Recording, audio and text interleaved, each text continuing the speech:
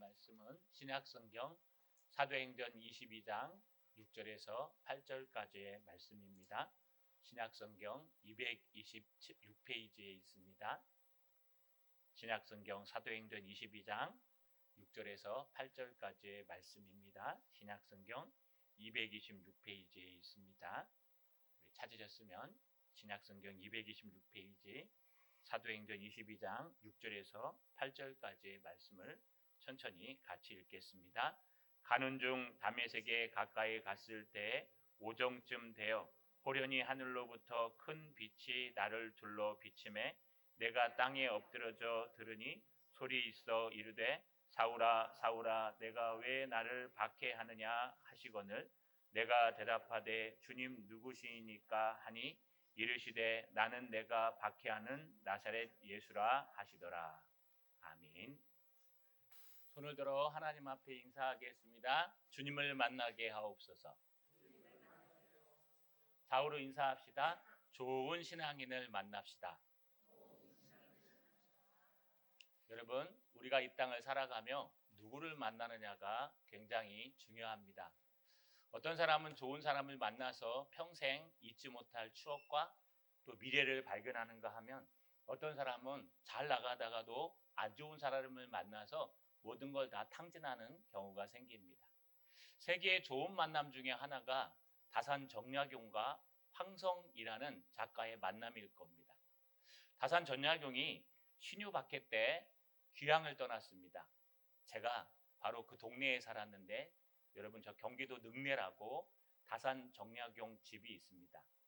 바로 그곳으로 귀향을 떠났는데 거기서 살다가 강진, 전라도 강진으로 귀향을 떠났습니다.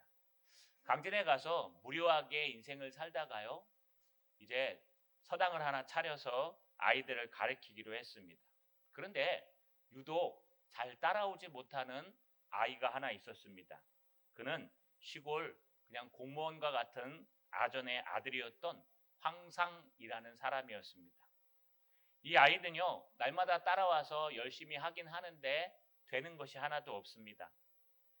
이 정약용이 보기에 미련하고 답답하고 꽉 막히고 무엇 하나 내세울 게 없는 아이였습니다. 일주일이 지난 후에 정약용이 불러서 물어봤습니다. 얘야 공부가 할만하냐? 라고 물어보니까요 이 황상이라는 아이가요 열심히 집중하며 이렇게 얘기했습니다. 저같이 이렇게 미련한데도 공부가 되겠습니까? 정약용은 그에게 이 얘기를 했습니다. 얘야 부지런하고 또 부지런해라. 여러분 이게 정약용이 제자 황상에게 내린 삼근계란 뜻입니다. 3번 부지런해라. 3번이란 뜻은 끝없이 열심히 부지런하라는 뜻입니다. 이 아이는요 미련하기 때문에 정약용이 가르쳐준 대로 열심히 했습니다. 1818년 모든 유배가 끝나고 정약용은 서울로 상경했습니다. 바로 그때 이 강진에 전라도 강진에서 살고 있는 황상은요 이 삼근계를 잃어버리지 않고 산에 집을 지어놓고 열심히 농사를 지으며 책을 또 글을 쓰는데 전념했다고 합니다. 얼마나 정약용을 사랑하고 귀하게 여겼는지 전라도 강진에서 서울까지 그 나이가 든데도 불구하고 정약용이 아플 때마다 올라가서 뒷바라지를 하고 또 노년에는요 그에게 가서 늘 인사를 하는 그런 열심을 보였다고 합니다. 황상은 어떻게 됐을까요? 당대의 최고의 글과 글씨를 쓰는 사람이 되었습니다. 얼마나 유명하냐? 당대의 최고였던 추사 김정희 작가가요 그의 시를 얼마나 흠모했는지 황상을 꼭 한번 만나보고 싶어 할 정도로 조선 당대의 최고의 글씨가요 또 글을 쓰는 사람이 되었습니다. 정약용과 그 미련한 황상의 만남, 만약에 황상이 정약용을 만나지 않았더라면 당대의 최고의 사람은 되지 못했을 겁니다. 부지런하고 부지런하라. 여러분 오늘 사도 바울도 마찬가지입니다. 오늘 본문에 등장하는 사도 바울도 최고의 만남이 이루어집니다. 사도 바울이 누굴 만났을까요? 우리 다 알고 있는 예수님을 만났습니다. 그 만났을 때의 모습을 성경에는 3번이나 이야기합니다. 첫 번째는 사도행전 9장에 이야기합니다. 사도행전 9장에서 사울이 예수님을 만나는 사건. 그 다음 두 번째가 여러분이 읽고 있는 사도행전 22장에 등장합니다. 여러분, 계단에 서서 복음을 전하는 사건. 세 번째는요, 사도행전 26장에 한 번 더 등장합니다. 이렇게 3번 가장 귀하신 예수님을 만나는 사건이 등장합니다. 그런데 이 3번이 강조하는 것이 다 다릅니다. 오늘 바울은 과연 예수님을 만나는 사건을 어떻게 얘기하고 있을까요? 사도 바울은 지금 계속해서 다메섹으로 올라가고 있었습니다. 오늘 본문에 처음에 잘 보시면요, 가는 중에 다메섹에 가까이 갔을 때 오정쯤 되어라고 되어 있습니다. 우리 앞에서 살핀 것처럼 사도 바울은요 3차 전도여행까지 마친 후에 죽을 뻔했습니다. 그를 위시하고 그를 시기하는 사람들이 아시아, 특히 에베소부터 와갖고 네가 예수만을 전하고 모세의 율법과 선지자의 글과 성전을 모독하는구나, 누명을 씌워서 두들겨 패서 죽을 뻔했습니다. 하필이면 청비장이 그때를 맞춰서 그를 구원해서 데리고 안티오크 요새로 올라가고 있을 때, 그때 사도 바울은 돌이켜서 그 상황을 극복하고 자기를 때린 사람들을 향해서 히브리 말로 부형들아, 형제들아, 자녀들아 부르며 설교하기, 또 변론하기 시작했습니다. 그 변론의 내용은 무엇입니까? 나도 옛날에 예수 없는 열심을 너희들만큼 했단다. 나도 옛날에 너희가 그 좋아하는 스펙, 경험들을 쌓았단다. 사도 바울의 스펙은 뭐였을까요? 사도 바울은 유대인 중에 유대인이었습니다.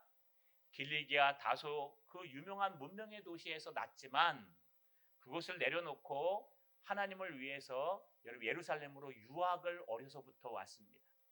뿐만 아니라 당시 서울대와 같은 가말리알 문화에서 열심히 율법을 배우고 또 더 엄중하게 배워서 바리새인 중에 바리새인이다. 나는 스펙이 어디 가도 안 빠진다라고 얘기합니다. 그 정도가 아닙니다. 한 단계 더 나가서 열심까지 갖고 있었습니다. 그의 열심은 얼마나 열심이었느냐? 믿는 그리스도인을 따르는, 그리스도를 따르는 그리스도인들을 박해했는데 심지어 그들을 잡아 죽이기까지 하고, 여러분 사도 바울이 직접 죽인 건 아닌 것 같고요. 아마 죽일 때 투표하는 자리에서 찬성 투표를 던진 것으로 보입니다. 어찌됐든 스데반이 죽을 때에도 옷을 맡았기 때문에 스데반이 죽는 주동자였습니다.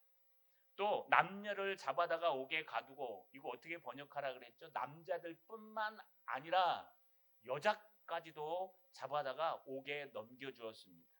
아니 더 열심을 내어서요, 여러분 예루살렘에서 이 평야와 산으로 200km가 떨어져 있는, 그냥 걸어가면 일주일을 꼬박 걸어가야 되는, 말을 타면 빨리 갈 수 있지만 일주일을 꼬박 걸어가야 되는 그 200km나 되는 곳에 대제사장의 공문을 가지고 거기에 있는 약 40개의 회당에 알리러 갔습니다. 이런 사람들을 잡아 들이시오. 그냥 알리러만 갔을까요? 다메섹에 숨어있는 그리스도인들을 잡아다가 옥에 가두기 위해서 열심을 내어 달려가고 있었습니다. 어느 정도 열심이었느냐? 우리 지난주에 살핀 것처럼 5절 상반절에 이에 대제사장과 모든 장로들이 내 증인이라.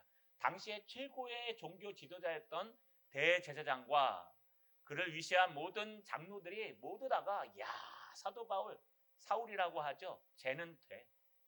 자는 정말 유대인 중에 유대인이요 여호와 하나님을 섬기는 자요 예수 믿는 자를 확실하게 잡아들이는 그런 자야 라고 인정할 정도로 큰 스펙과 확실한 열심을 가지고, 예수 없는 열심을 가지고 이제 다메섹에 예수 믿는 사람을 잡으러 갔었던 모습을 추억합니다.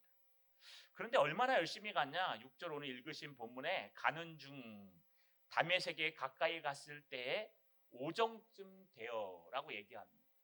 여러분 다메섹에 말 타고 갔는지 걸어갔는지는 잘 모르겠습니다. 그러나 그들과 함께 하는, 마음을 함께하는 무리들을 이끌어서 사도 바울이 아마 여기에 주동자겠죠. 그가 열심히 다메섹을 향해서 달려가는데 언제 출발해서 며칠이 걸렸는지 몇 시간이 걸렸는지는 알 수 없습니다. 그러나 여기 키워드가 하나 등장하는데 정오쯤이라고 얘기합니다. 여러분, 정오라는 건 12시를 얘기합니다. 이 당시에 팔레스타인 사람들, 고대 사람들은요, 정오가 되면 오침을 합니다.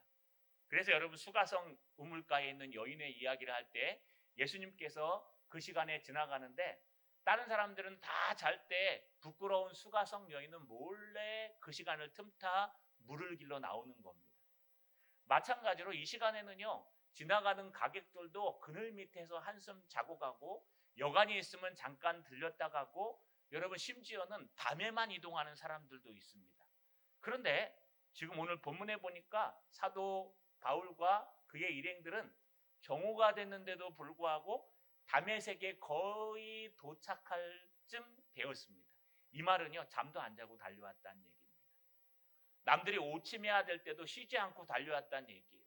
얼마나 열심을 가지고 예수 믿는 사람들을 박해하고 내 신념이 얼마나 확고한지, 나는 이런 스펙, 확실한 스펙을 가졌어, 나는 이렇게 열심을 가졌어, 바리새인 중에 바리새인이요, 유대인 중에 유대인이요, 율법사 중에 율법사요, 나를 따라올 사람이 아무도 없었습니다 라고 자신의 확고한 의지를 고백합니다. 그런데 이 바울이요, 세기적인 만남이 이루어졌습니다. 어떤 만남일까요?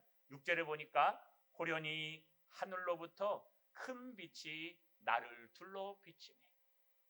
갑자기 하늘에서요, 큰 빛이 이 사도 바울을 비쳤습니다. 여기 호련히란 단어는요, 갑작스럽게, 뜻밖의 이런 뜻입니다. 생각지도 못한 때에, 생각지도 못한 상황에서 준비도 되지 않았는데 갑자기 하늘로부터 큰 빛이 나에게 임했다. 아까 말씀드린 대로 이 이야기를 성경에는 3번 기록합니다. 그런데 9장 3절에 보시면 하늘로부터 빛이, 22장 6절 오늘은 하늘로부터 큰 빛이, 26장 13절 앞으로 나눌 말씀에는요, 하늘로부터 해보다 더 밝은 빛이. 이 뜻은 분명히 정오기 때문에 해가 중천에 떠 있을 겁니다. 여러분, 고온 건조 지방이기 때문에요, 고온 다습과 고온 건조가 다릅니다. 동남아 쪽은요, 고온 다습입니다. 이건 뭐냐 하면 더우면요, 온통 다 더운 거예요. 더우면요, 여러분, 그늘 밑에 쉬어도 더워요. 막 숨 쉬어도 덥고. 그런데 고온 건조라는 건 뭐냐, 햇빛 때문에 덥기 때문에 그늘에만 들어가면 시원합니다. 언제 덥냐는 듯이 햇빛만 피하면 됩니다. 그래서 저 아랍 사람들이 여러분 두건을 들고 다니죠. 더운데 뭐로 저 두건을 들고 다닐까? 고온 건조에서는 두건이 필요합니다. 그늘만 지면 됩니다. 그렇기 때문에 지금 아마 햇빛이 중천에 떠서 그것만 살짝 피하면 될 텐데, 사도 바울이 열심을 내어 정신없이 가다가 이 햇빛 때문에 현기증이 나서 쓰러졌을 것이다. 이게 자유주의 신학자들이 하는 얘기예요. 성경에 보니까 봐라, 정오쯤에 가는 거 보니까 지금 이거 쉬지 않고 열심히 달려가다가 햇빛이 갑자기 하늘로부터 빡 비치니까 현기증이 나갖고 쓰러질까, 수분 부족이야 라고 하는 사람들도 있습니다. 그런데 성경은 분명히 이야기합니다. 해보다 더 밝은 빛이, 큰 빛이 분명히 하늘로부터 비춰왔다고 얘기합니다. 여러분, 이것은 무엇을 얘기하는 걸까요? 바로 예수님께서, 주님께서 빛으로 사도 바울을 만나주셨다는 특이적인 이야기를 하는 겁니다. 이미 구약에서 예수님 탄생 800년 전 8세기 선지자였던 이사야가 이렇게 예언했습니다. 이사야서 9장 1절 2절에 보니까 전에 고통받던 자들에게는 흑암이 없으리로다. 옛적에는 여호와께서 스불론 땅과 납달리 땅이 멸시를 당하게 하셨더니 후에 해변길과 요단 저쪽 이방의 갈릴리를 영화롭게 하셨느니라. 지경을 흑암에 행하던 백성이 큰 빛을 보고 사망의 그늘진 땅에 거주하던 자에게 빛이 비치도다. 여러분, 메시아가 올 건데 스불론과 납달리 땅처럼 갈릴리처럼 어두움 가운데 소망 없는 지역에 빛으로 오실 것이다. 제가 이 설교를 하면서요, 지구명에도 볕들 날이 있다라는 설교 제목을 한 적이 있습니다. 이미 800년 전에 예수님께서 오시는데 밝은 곳에 온다고 얘기 안 하셨습니다. 어둡고 칙칙하고 소망 없는 곳에 예수님이 찾아오실 것이다. 어떻게 오신다? 빛으로 오실 것이다 라고 얘기했습니다. 아니, 예수님도 스스로를 빛이라고 말씀하셨습니다. 요한복음 12장 46절, 나는 빛으로 세상에 왔나니 무릇 나를 믿는 자로 어둠에 거하지 않게 하려 함이로다. 예수님은 우리에게 빛으로 오셨습니다. 그렇기 때문에 예수님은 지금 사도 바울을 빛으로 만나 주셨다고 성경은 기록하고 있는 겁니다. 사도 바울이 만난 건 태양볕이 아닙니다. 태양볕보다 몇 배 더 밝은 빛으로 오신 예수님을 만났습니다. 얼마나 위대하게 만났는지 여러분 오늘 본문에 잘 보시면 둘러 비치다 라고 얘기합니다. 이 둘러 비치다는 뜻은 둘러라는 단어와 비치다는 단어가 합성한 겁니다. 한국말로 너무 잘 번역했습니다. 둘러라는 것은요, 이런 페리라는 헬라어로 쓰는데 이게 뺑 두르다라는 거예요. 감싸다 또는 전쟁에서 포위하다라는 뜻이에요. 이게 딱 감싸서 꼼짝 달싹도 못하게 만드는 것이고, 비치다라는 건 번쩍거려서 번개처럼 비치다 이런 뜻입니다. 그래서 빛이 쫙 비쳤는데 움직이지도 못하게 사지를 탁 잡아가지고요 꼼짝 못하도록 한 겁니다. 여러분, 위대한 스펙을 가지고 위대한 열심을 가지고 정오에도 잠자지 않고 예수 믿는 것들을 잡아 죽이기 위해서 준비도 되지 않는 죄인 중에 괴수로 최고 악한 마음으로 주님을 공격하던 사도 바울이 어떻게 바뀌었을까요? 여러분, 오늘 7절 상반절에 내가 땅에 엎드러져 들으니, 이 엎드러져라는 단어를 잘 보십시오. 땅에 바짝 붙었다는 뜻입니다. 땅에 얼마나 엎드러지냐 하면요, 공동 번역에서는요 여러분 궁뎅이를 하늘로 들고 엎어졌다고 해석합니다. 여러분, 무서울 때는 얼굴을 먼저 숨기시죠. 아이고 어머니 하면서 이렇게 막죠. 왜냐하면 얼굴에 중요한 게 다 있기 때문에 그렇습니다. 이렇게 몸을 막으시는 분보다 얼굴을 먼저 막습니다. 이 낙법이나 운동하시는 분들은요 땅에 떨어질 때 보면 낙법이라는 게 있어요. 떨어지는 방법이 있어요. 또 맞는 방법이 있어요. 누군가가 때릴 때 이렇게 막는 방법. 어디를 방어하는지 아십니까? 급소를 막아요. 그래서 낙법으로 떨어질 때는 머리를 막습니다. 그래서 머리를 탁 들고 탁 때려야 되고요. 탁 때려야 되고 그래요. 이 머리가 굉장히 중요합니다. 왜냐하면 중요한 것을 막기 때문에. 여기 엎드러지다 하는 단어는 어떤 단어냐 하면 얼굴을 땅에 콕 쳐박고 궁뎅이를 하늘로 탁 든 상태를 얘기해요. 너무나 영광스럽고 너무 무서우니까요. 땅에 얼굴을 콱 쳐박고 궁뎅이를 하늘로 들고 아이고 나를 주시, 아이고 나 살려 하면서 지금 사도 바울이 꼬꾸러져 있는 모습을 우리가 잘 볼 수 있습니다. 그리고 막강한 스펙은 어디 갔을까요? 유대인 중에 유대인이요, 유학파요, 가말리알 문화에서 배웠습니다. 최고의 엄한 율법을 배웠습니다. 바리새인 중에 바리새인입니다. 내가 열심으로 따지면 나를 따라올 자가 없습니다. 얼마나 열심이냐?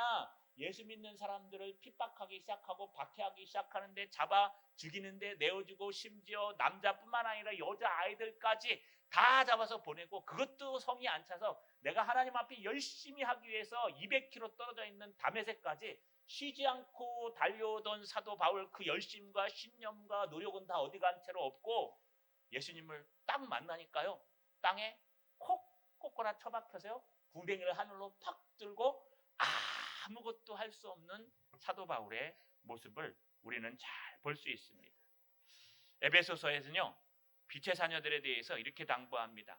에베소서 5장 8절 9절에 너희는 전에 어두움이더니 이제는 주 안에서 빛이라.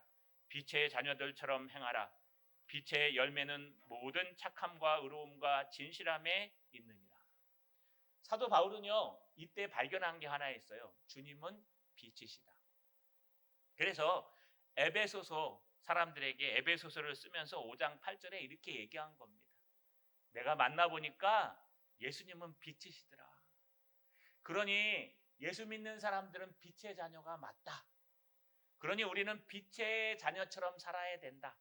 어둠에 거하며 어둠에 다니면 안 된다. 여러분, 빛의 자녀는 어떻게 살라고요? 빛의 열매는 모든 착함과 의로움과 진실함에 있더라. 하나님을 믿는 사람들, 예수를 만난 사람들은요 빛으로 만난 겁니다. 여러분이 어디서 무엇을 하든 상관없이 빛으로 만나는 거예요. 아주 예전에 노름에 빠지신 집사님이 한 분 계셨습니다. 안수 집사님이 되셨는데요. 노름에 빠져갖고 여러분 이 노름의 희열이라는 것, 이 도박의 희열이라는 것은 우리가 마약하는 것보다 몇십 배나 높답니다. 그래서 도박에 빠지면 빠져나올 수가 없습니다. 얼마나 도박에 빠졌는지 계속 이렇대요. 집을 날리고 차를 날리고 심지어 자녀들까지 날리고 다 날려가지고 마지막에 이제 모든 것이 아무것도 없어서 자기가 하나님 앞에 기도를 했대요. 하나님, 내가 요거 하나만 딱 떼면은 딱 끊고 예수 믿겠습니다. 요거 하나 우리 집만 딱 돌려주시면 내가 모든 걸 도박을 끊고 주님의 은혜 가운데 살겠습니다 하고 탁 쬐대요. 쬐는 게 뭔지 아시죠? 이렇게 탁 했더니 38 광땡이 나왔어요. 그래갖고 집을 안 날려갖고요. 그 다음부터 돌아서서 야, 내가 정말 예수가 살아계시는구나. 내가 도박하면 안 되겠구나 하고 돌아와서 말씀을 듣다가 천국을 알게 되고 변화해서 도박을 끄는 분이 계십니다. 여러분, 도박보다 더 위대한 게 하나님의 은혜입니다. 하나님은 빛으로 오십니다. 반면에 어떤 분은요, 도박을 하면서요, 계속해요. 주님, 아따, 고돌이 됩니다. 맞아라. 할렐루야! 하면서 딱 맞춰요. 그 사람은 끊을까요? 못 끊을까요? 다음에 또 합니다. 또 하면서 섞으면서 기도합니다. 하나님, 좋은 패 들어오게 해 주시옵소서. 하나님, 고돌이 들어오게 해 주시옵소서. 홍단, 청단 들어오게 해 주시옵소서.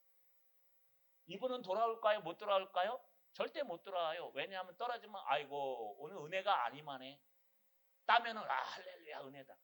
주님은 그렇게 안 오십니다. 여러분 고돌이 들어오게 해주십시오. 상대방한테 다 갑니다. 믿는 사람이 하면.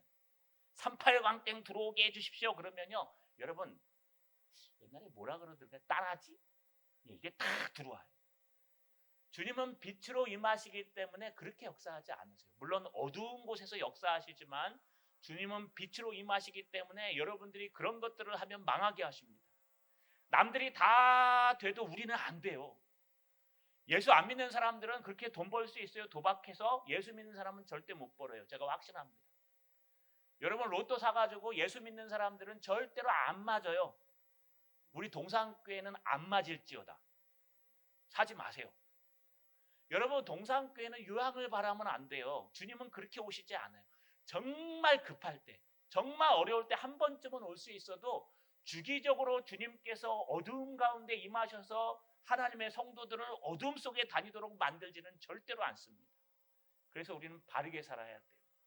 투기도 하지 마시고 여러분 엄한 것도 하지 마시고 될 수 있으면 투자하는 것들을 피하십시오. 왜냐하면 믿는 사람들은 안 되게 되어 있습니다. 된 사람 있다고요? 데려오세요. 그 예수 잘 안 믿는 사람일 겁니다. 정말 믿는 사람들은 망하게 되어 있습니다. 예수 믿는 사람들은요 빛으로 오신 주님을 따라가기 때문에 하루하루 최선을 다해서 일하며 하루하루 남들이 보이지 않는 곳에서 성실하게 기도하고 남들이 하지 않는 일을 해가면서 열심히 살아가는 사람들, 빛으로 오신 주님을 바라보는 사람이에요. 여러분 이렇게 만난 사도 바울이 뭐라고 얘기합니까? 아까 5장 8절 9절에 에베소서 5장 8절 9절에 너희는 전에 어둠이더니 이제 주 안에서 빛이라. 빛의 자녀들처럼 행하라. 빛의 열매는 모든 착함과 의로움과 진실함에 있느니라. 여러분 우리는 날마다 착한 열매를 맺고 살아야 돼요. 착하다는 건 우리가 얘기하는 허니스트 착함이 아닙니다. 세상 사람들이 얘기하는 착함을 따져요. 뭐 남들이 안 하는 거 하는 거 착하다. 뭐 삶는 거 착하다. 물론 가능합니다. 여기서 얘기하는 착함은 선함을 얘기해요. 하나님의 뜻대로 산다는 뜻이에요. 발음. 하나님의 말씀대로 살아갑니다. 또 의로움이라는 건 거룩함을 얘기해요. 더러운 곳에 가지 않고 더러운 것들을 말하지 않고 늘 거룩함을 추구합니다. 진실함이라는 건 신령과 진정으로 진리를 얘기합니다. 그래서 하나님의 말씀 가운데 있습니다.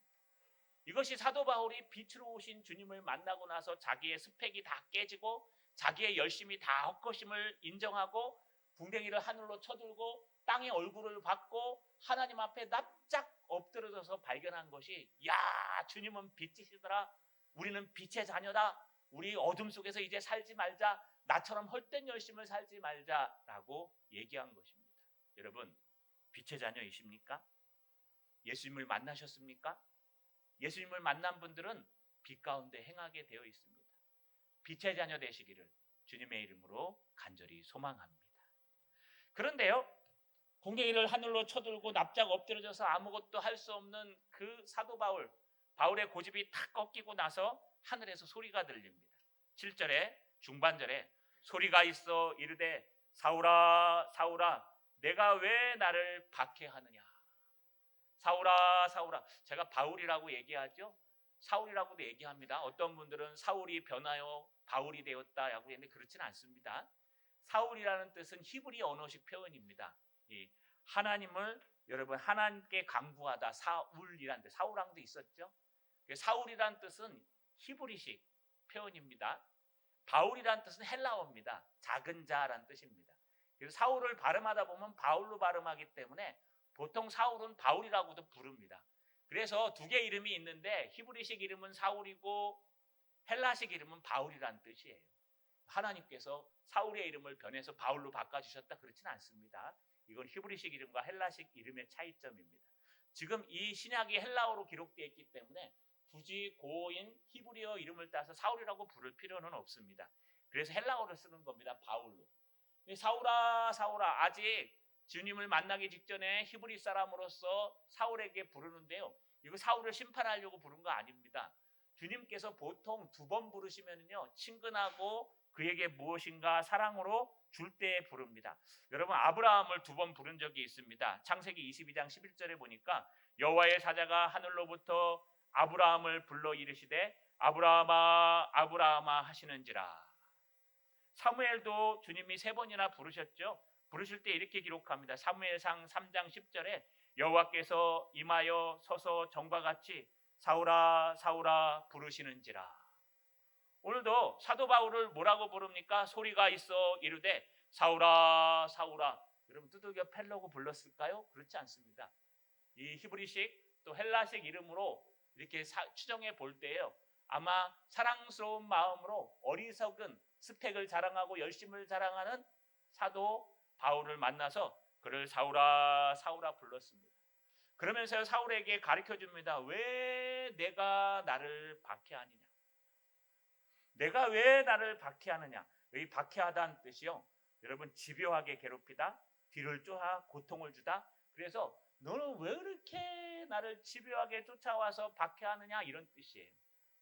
네가 왜 나를 이렇게 괴롭히고 나를 힘들게 하느냐, 나를 어렵게 하고 고통을 주려 하느냐. 여러분 사도 바울은 예수님의 얼굴을 봤을까요? 한 번도 못 봤습니다. 사도 바울과 예수님은 겹치지가 않습니다. 그래서 나중에 사도 바울이 전도여행을 떠날 때요, 갈라디아 지역이냐 이 지역에서는 뭐라 그러냐면 저 가짜다. 원래 예수님의 사도요 12제자는 딱 12명인데 마따니아하고 나중에 마띠아가 올라온 것처럼 딱 12명인데 어찌 사도 바울이 12명 안에 들어가. 12명 안에 들어갈 수 있는 사람들은 예수님이 공생애를 시작하면서부터 시작해서 십자가에 달려 죽으시고 승천하실 때까지 함께 있었던 그 12사도만 딱 12명인데 그래서 가룟 유다가 빠진 것을 마띠아가 메꿨는데 어떻게 사도 바울이 거기에 들어가. 사도 바울은 한 번도 예수님을 본 적이 없는데 그럴 때 사도 바울이 뭐라고 말하는 줄 아십니까? 나는 봤어. 나는 다메섹 도상에서 호련히 태양보다 더 밝은 빛으로 내게 임하신 주님을 봤다니까 라고 얘기하는 것이 바로 여기에 근거한 겁니다. 실제로 그러나 인간의 육신의 눈으로는 사도 바울은 예수님을 본 적이 없습니다. 생애가 겹치긴 하더라도 본 적은 없어요. 그러면 사도 바울이 어떻게 예수님을 봤다고 얘기하고 예수님을 박해한 적이 없고요, 예수님을 믿는 사람들을 괴롭힌 것밖에 없거든요. 그런데 왜 예수님은 나를 괴롭혔다고 얘기할까요? 여기에 엄청난 진리가 숨어 있습니다. 여러분 사울이 깨달은 게 하나 있습니다. 이게 바로 몸교회론이에요. 에베소서나 다른 서신에 보시면 바울이 깨달은 게 뭐냐.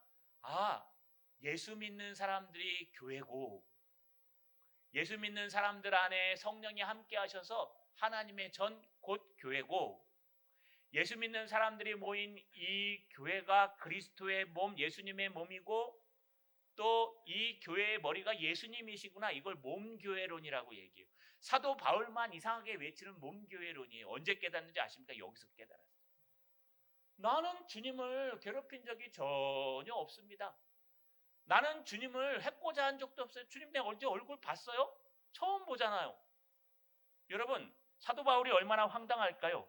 그래서 여러분, 사도 바울이 묻습니다. 오늘 8절에 보니까 내가 대답하되 주님 누구시니까? 누구십니까? 라고 물어봐요.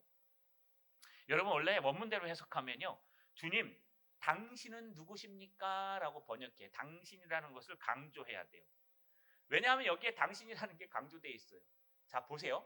스펙이 빵빵한 사도 바울, 열심을 가진 사도 바울, 유대인 중에 유대인이요 바리새인 중에 바리새인 사도 바울, 얼마나 열심히냐 하면 사람들을 동원해서 다메섹에 있는 사람까지 가서 목숨을 걸고 괴롭히기 위해서 지금 달려가다가 주님을 만났습니다. 그가 궁둥이를 하늘로 탁 쳐들고 얼굴을 땅에 딱 박고 나서 지금 자기에게 사울아 사울아 내가 왜 나를 이렇게 박해하느냐, 나를 쫓아다니면서 괴롭히고 나를 어렵게 하느냐 라고 얘기하니까요, 사도 바울이 궁둥이를 탁 하늘로 쳐들고 꼬꾸라져서 하는 말이 뭐라 그러냐, 주님 당신은 누구십니까? 여러분, 주님이라고 부른 건 뭐냐, 주님, 주인님 또는 구세주여 이런 뜻입니다.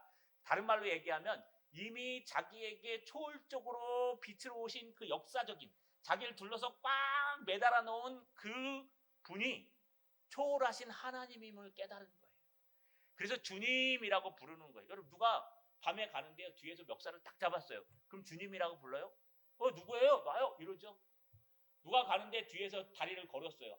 본질이 없어요. 앞으로 탁 처박혔어요. 그러면 당신 누구예요? 이렇게 부르죠. 그런데 이건 그 정도가 아니라 빛으로 오셔서 사도 바울을 팍 억거하니까요, 사도 바울이 이분이 보통 분이 아니구나, 이분은 초월하신 분이구나, 이분은 하나님이시구나, 나의 스펙과 나의 열심을 초월하신 분이구나, 예수님께 꽉 잡혀가지고요 아무 말 못하고 뭐라고 얘기하냐, 주님 나를 이렇게 억거하시는 당신은 누구십니까?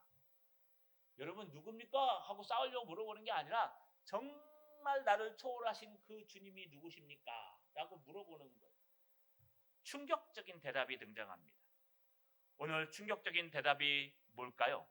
오늘 8절 하반절에 나는 내가 박해하는 나사렛 예수라. 나는 네가 박해하는 나사렛 예수야. 여러분, 이제까지 사도 바울은 열심을 가지고 예수 믿는 사람들을 공격했지 예수님을 공격한 적 없어요. 사도 바울은 이제까지 예수 믿는 남녀 여자까지도 공격하고 잡아놓고 죽이고 여러분 결박하는데 내어줬지 이제까지 예수님을 한 적이 없어요. 근데 예수님이 뭐라 그러냐, 나를 믿는 사람을 공격하는 건 나를 공격한 거야. 나를 믿는 교회를 공격한 건 나를 공격한 거야. 나를 믿는 이 세상을 공격한 건 나를 공격한 거야. 그래서 교회는 그리스도의 몸이라고 사도 바울이 이곳에서 결론을 내린 겁니다. 여러분, 저와 여러분은 예수님의 몸입니다. 할렐루야. 할렐루야. 여러분이 아프면 주님도 아파요. 여러분이 괴로우면 주님도 괴로워요. 여러분이 어둠 속에서 헤매면 주님은 여러분을 건지기 위해서 하나님 우편에서 중보기도를 하고 성령께서 말할 수 없는 탄식으로 탄식하며 성령께서 여러분을 붙들기 위해서 때로는 어려움을 주고 환난을 주시기도 한다는 거예요. 이게 우리에게 엄청난 은혜입니다. 나 같은 것 때문에. 여러분, 우리 좀 어려움 당해도 싸잖아요. 저도 목사지만 제가 하는 짓거리를 보면은요, 좀 혼나도 쌀 때가 있어요. 참 이렇게 막 옹졸하고 답답하고 속도 좁고 좀 넓었으면 좋겠는데 좀 이게 그냥 뜯어가지고 이렇게 가슴을 다 넓히고 싶은데 이게 안 돼요. 여러분, 이 마음의 그릇은요, 숱한 고난과 역경이 없으면 넓혀지지가 않아요. 이 한정되어 있는 마음의 그릇들이 다 있어요. 어떤 사람은 종직 그릇이에요. 그래갖고 이 종직 그릇이 돼가지고 은혜만 좀 받으면 할렐루야 은혜 받았습니다 막 이러다가 여러분 조금만 어려움이 닥치면 하나님 이러실 수 있습니까? 어떻게 나한테 이러실 수 있습니까? 내가 얼마나 열심히 주님의 일을 하고 섬기고 기도하고 헌금했는데 이럴 수가 있어. 이게 뭐냐 하면 종직 그릇이에요. 그런데 고난을 막 당하다 보면 그릇이 커져요. 그래가지고요 웬만한 은혜를 받으면 할렐루야 감사합니다. 환난과 어려움이 오면은요 할렐루야 이건 또 무슨 은혜를 주시려고 나에게 이런, 그러니까 착각하며 살아가는 사람 같아요. 이게 그릇인데 제 그릇은 좁은 것 같아요. 그래서 가끔 제가 보면요, 제가 한 번씩 이렇게 힘들어지잖아요. 그러면 아유 김유선 너는 싸다. 내가 봐도 하나님이 너 쓰시는 거 보면 용하다. 아침에 기도하면서 무릎 꿇으면요 그냥 눈물밖에 안 나와요.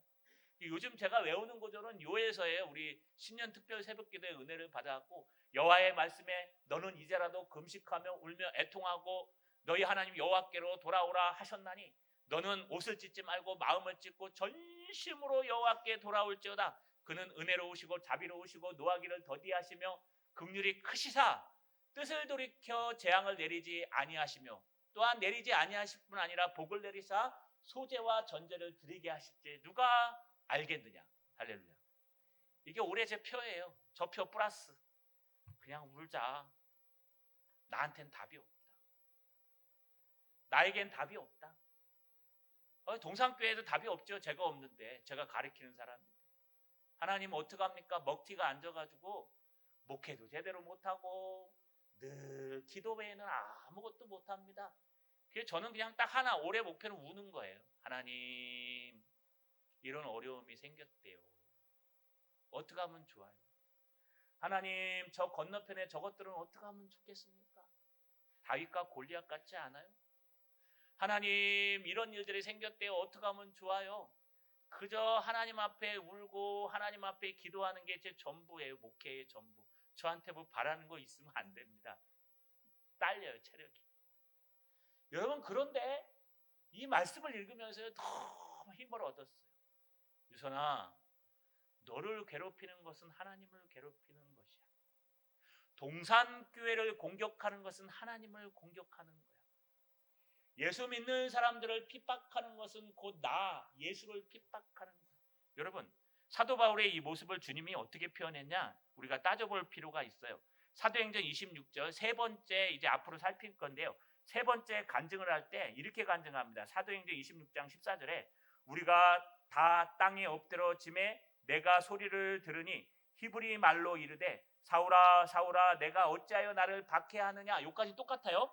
그 다음에 추가된 게 있어요. 가시체를 뒷발질 하기가 내게 고생이니라. 이거 사도 바울이 고백한 거예요. 베스토 앞에서. 이게 뭘까요 여러분?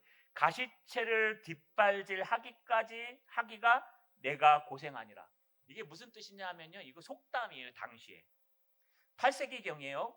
여러분 바시리엔시스 사본이라는 성경 사본에 등장하는 내용인데 어떻게 등장하냐? 가시체를 쳐서 심한 상처를 입은 소라고 등장해요. 이 가시체가 뭐냐 하면요. 여러분 쟁기질하고 하는 거 있죠. 그 쟁기질 할 때 이렇게 빼죽하잖아요. 그런 가시체이기도 하고 또는 이 홈이나 이런 빼죽한 걸 얘기합니다. 어떤 사람은 찔레밭이나 밀밭에 있는 가시나무라고 얘기합니다. 어찌됐든 새로 만든 가시가 하나 있는데 그 가시체를 갖다가 소가요 막 안 한다고 일 안 한다고 막 하다 발로 뻥 찬 거예요. 근데 이 소가요 하필이면 궁뎅이가 칵 찔려버렸네. 넓적다리랑. 그러면 얼마나 아플까요? 미련한 소가. 바로 그것을 얘기한 거예요. 여러분 이걸 갖다 나중에 이 속담을 아에스킬루스라는 사람이 아가메라는 그 소설에서 씁니다. 가시체를 발로 차지 말라라고 써요. 이게 주인공이요. 그 상대방에게 미련한 짓 하지 말어 할 때 쓰는 거예요. 사도 바울이 나중에 돌이켜 보니까 주님께서 하신 말씀 중에 이 말이 있더라. 뭐예요? 아이고 이 미련한 사도 바울아 사울아 사울아 좋디? 아이고 네 스펙 자랑하고 네 열심 자랑하고 예수가 없이 성공하니까 좋디? 힘들지? 그래 소가 열심히 발길질 하다가 하필이면 딴 데 맞아야 되는데 새꼬챙이에 맞아가지고 아이고 아파 아이고 아파 아이고 아파 힘들지? 여러분 그 새벽 기도를 나오는데요. 요즘 제가 이제 새벽 기도 탁 나오려면 거의 정신력으로 오지 않습니까? 우리 아침에 충성하지 않습니까? 그래서 때리링 알람이 울리면 충성하면서 딱 일어납니다. 일어나고 오는데요. 제일 힘들 때가 나오다 문에 부딪힐 때가 있습니다. 눈을 감고 나오다 보니까 여러분 저번에 제가 페이스북에 올렸는데 구두도 짝짝이로 신고 나와가지고 제가 찍어갖고 올렸어요. 제가 목회를 이렇게 하고 있습니다 했더니 사람들이 막 응원해 주시더라고요. 그런데 그건 괜찮아요. 파자마 입고 나온 적도 있습니다. 모르시는 분들이 계시죠. 그런데 제일 힘든 게 뭐냐면 나오다가 문에 찌면 진짜 다시 들어가고 싶어요. 문에 쾅 뜨면요. 집사람 자다가 뭐야? 아무것도 아니야. 그러면서 나와요. 몇 곡이 나가지고 너무 아파요. 여러분 똑같은 거예요. 열심히 나 안 해. 나 싫어. 나 이거 안 해. 나 절로 갈래. 나 교회 안 가. 싫어. 하면서 여러분 불평불만하고 내 스펙을 자랑하고 나 이런 사람인데, 내가 이런 사람인데, 그리고 내 열심을 자랑해, 내가 이렇게 열심히 했는데 하나님께서 열심히 했는데 과연 그럴 수 있어요? 하는데 주님은 그걸 보고 뭐라 하는지 아냐? 아이고 유선아, 좋냐? 열심히 예배 안 드리고 열심히 딴짓하니까 좋냐? 열심히 예수 안 믿고 딴 거 의지해서 살아가니까 좋니? 돈 많이 버니까 좋지? 건강하니까 좋지? 저 바다에 나가서 즐거우니까 좋지? 그런데 주님이 그 뒤에 뭐라고 하시는지 아십니까? 그래, 그러다가 꼬챙이에 찔려. 그러다가 예수 놓친다. 그러다가 예수를 박해하는 사람이 된다. 그러다가 정말 넘어진다. 이게 주님의 안타까운 음성입니다. 자, 여러분, 말씀을 마치겠습니다. 우리 세계의 만남이 필요합니다. 사도 바울이 호련히 준비도 되지 않았고 절대로 예수 믿을 준비와 능력과 아무것도 가지지 않고 고집도 하늘을 찌를 때 뜻밖의 빛으로 오신 주님을 만나는 바람에 사도 바울은 역대적인 서신서를 쓰며 역대적인 하나님의 사람이 되었습니다. 황상이라는 그 어리석고 미련하고 아전에 불과했던, 아전의 아들인 불과했던 그 아전이요, 여러분 정약용이라는 위대한 사람을 우연히 만나서 삼근계, 부지런하고 또 부지런하면 된단다 라고 하는 것, 그거 하나 붙들고요, 여러분 그 땅의 최고의 글씨가가 되었습니다. 우리도 마찬가지입니다. 우리도 빛으로 오신 주님을 만나야 됩니다. 다른 거 안 만나셔도 돼요. 돈 안 만나셔도 돼요. 돈은 두 번째예요. 명예나 권력 그런 거 안 만나셔도 돼요. 그거는 나중에 만나면 더 좋은 거고 안 만나면 그만이에요. 건강도 안 만나셔도 돼요. 건강 물론 필요합니다. 건강했으면 좋겠어요. 그러나 이 모든 것보다 가장 첫 번째로 만나야 될 것은 호련히 빛으로 오신 주님을 만나셔야 됩니다. 주님을 만나면 해결돼요. 나는 길이요 진리요 생명이니 나로 말미암지 않고는 아버지께로 올 자가 아무도 없느니라. 할렐루야. 우리가 예수님을 만나면 길이 생겨요. 예수님을 만나면 답이 생겨요. 예수님을 만나면 은혜가 생겨요. 예수님을 만나면 가난하게 살아도 좋아요. 예수님을 만나면 성공 못해도 좋아요. 예수님을 만나면 이 세상 사람 난 몰라줘도 뒤돌아서지 않고 주님을 향해서 달려갈 수 있어요. 예수님을 만나면 침상에서도 행복해요. 예수님을 만나면 이 땅의 모든 고민들이 사라져요. 예수님을 만나면 우리 인생을 고민할 필요가 없어요. 예수님을 만나면 구원을 얻을 수 있어요. 예수님을 만나면 성령이 함께 하세요. 예수님을 놓치면 다 잃어버리는 거예요. 자, 여러분, 세계의 만남, 예수님을 만나는 한 주간이 되시기를 주님의 이름으로 축원합니다. 전능하신 아버지 하나님, 고맙고 감사합니다. 그 고집스러운 사도 바울이, 하나님 없는 열심을 했던 사도 바울이 다메섹 도상에서 호련히 빛으로 임하신 예수님을 만나고 일생을 바꾼 것처럼 우리도 예수님을 만나 우리의 일생이 바뀌는 참된 성도요 목사 될 수 있도록 도와주시옵소서.